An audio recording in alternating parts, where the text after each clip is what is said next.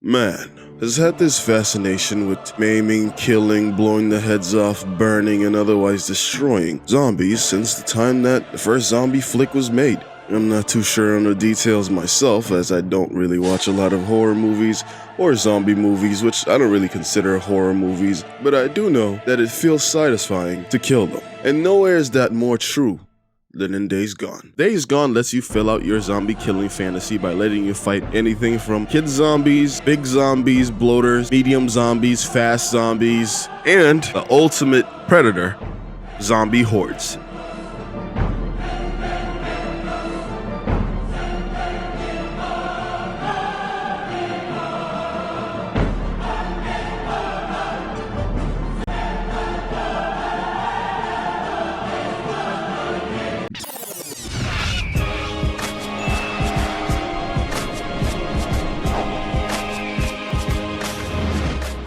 Days Gone is a 2019 action-adventure open-world game developed by Ben Studios and published by Sony Interactive Entertainment. Days Gone was released for the PlayStation 4 in April 2019 to not much fanfare. I remember at the time I was interested in getting the game from all the trailers that I'd seen at previous E3 shows, but to be honest, when it dropped there was a lot of controversy around the game not being finished, which is something that we're still dealing with to this day. Games being released where they're clearly not ready. But this game was released and it wasn't ready because it was broken, buggy, and all of that. So not many people played it at a time, me included. I chose to skip over it to play something else. But a couple years later, now that it's 2021, I got it for free on PlayStation Plus and decided, well, I had always wanted to try it, why not give it a try, especially now that it was free. And let me tell you, that was one of the best decisions that I've made.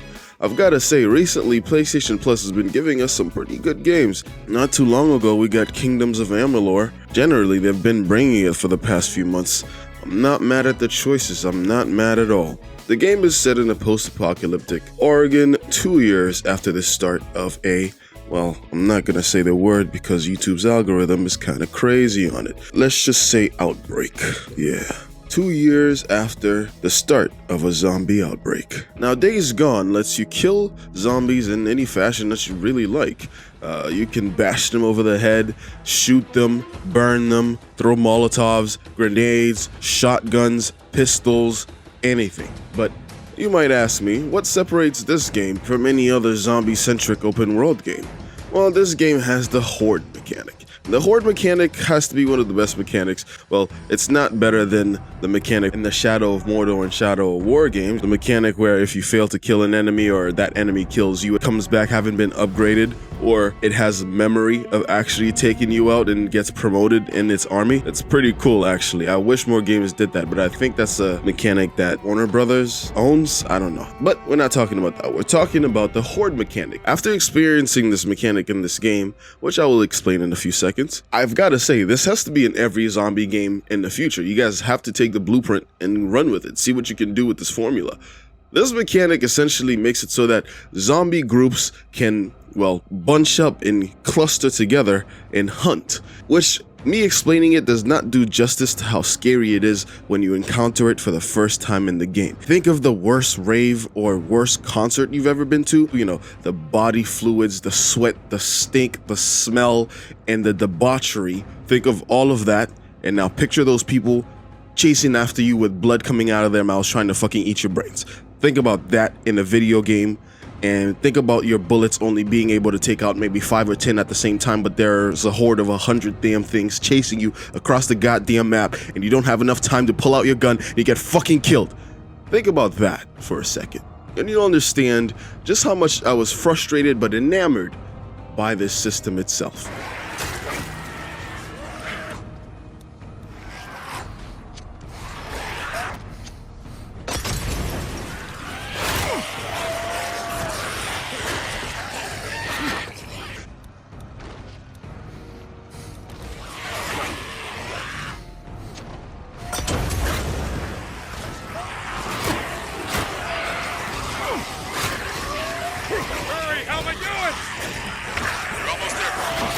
Maybe a quarter to go.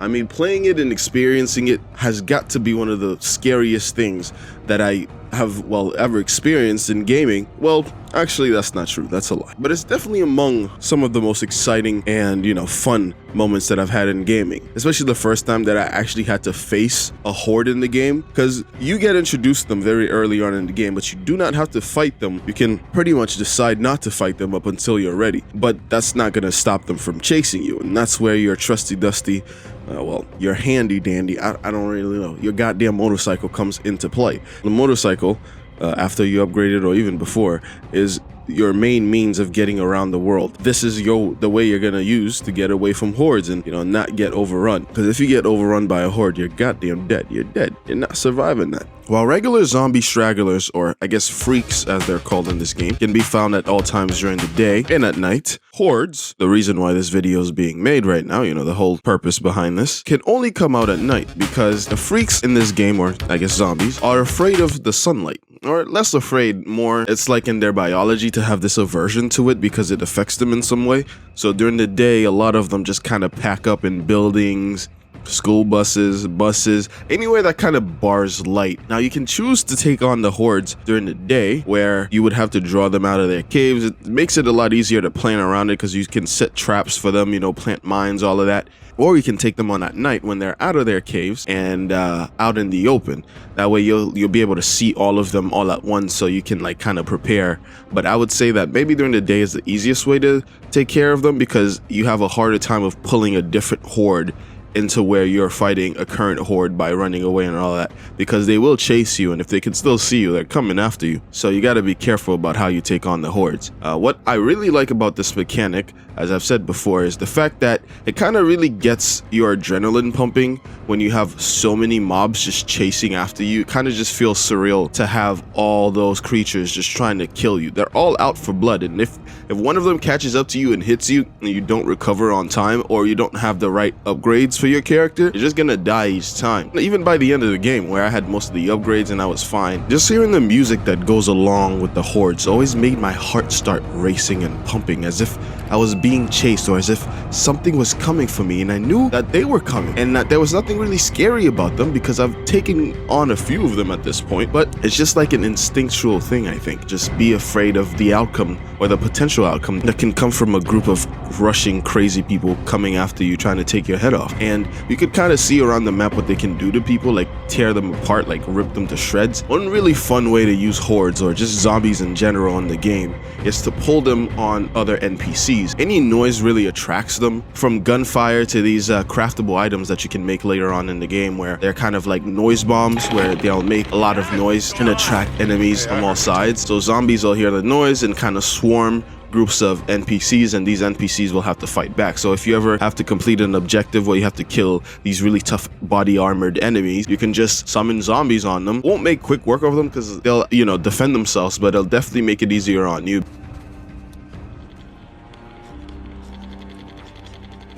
Talk to me, son.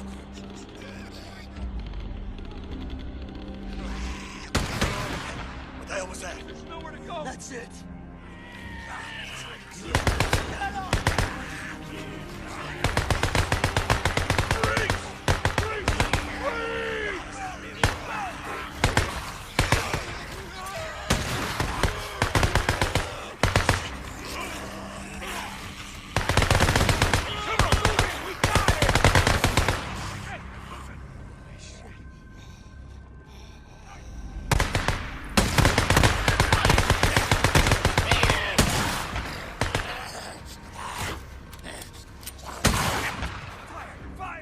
But we come now to the sad part of the video, unfortunately. Now, when this game released, it was released an unfinished buggy mess, and a lot of people skipped it. And you know what? I'm gonna be fair and say that those people were not in the wrong, because even though there's a really good game underneath all of that, it's not up to the people to discover that game. It's up to the studio making the game, or the people making the decisions at the top, because oftentimes the studio probably doesn't even, I don't know. The people making the decisions at the top need to be held accountable for that. Like if you're gonna try to sell people a defective, unfinished product, it's not up for those people to give you a second chance. It's up to you to prove to them and convince them that their money will be well spent. And if you haven't done that, you can't come back crying later saying, well, like we actually finished the game 5 years after it was done, but like nobody's playing it.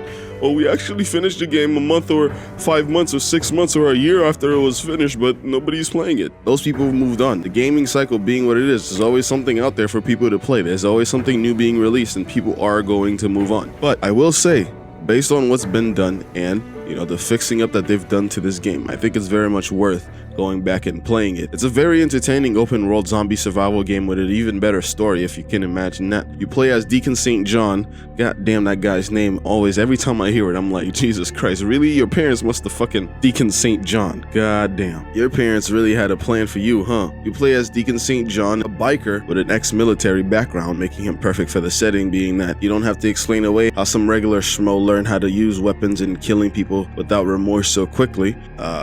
This guy did it for a living for a while. You can kind of tell that it's had an impact on him based on the dialogue, based on, you know, what he says after he kills zombies and then how he acts around people and all of that. Not only do you get a game that lets you kill zombies in the most fun and visceral ways I've had to do in years, but it also has a great story. You know, it's no father-daughter Last of Us 1, but it's very much carved out its own niche here. And I think it deserves for people to at least give it a try. Has it earned that? I don't think so, based on the, you know, botched launch, but it's a good game. If you ever see it on sale somewhere, I'd very much recommend to pick it up. I got it for free, so I'm not complaining. Wait for a sale or something and get it. If you liked this video at all at any point or even made it this far, please leave a like and subscribe or leave a comment. It really helps out the channel. I want to discuss, what did you guys think about this video game? Do you think it deserves a second choice? Is it even one of the best zombie open world games, or am I just straight bugging and did not play enough to speak on the topic? I haven't played every game, so my experiences are limited, so let me know. Open my eyes, you know, I'm always looking for something new to play anyways. As always, thank you for watching, and I will catch you on the next one. Peace.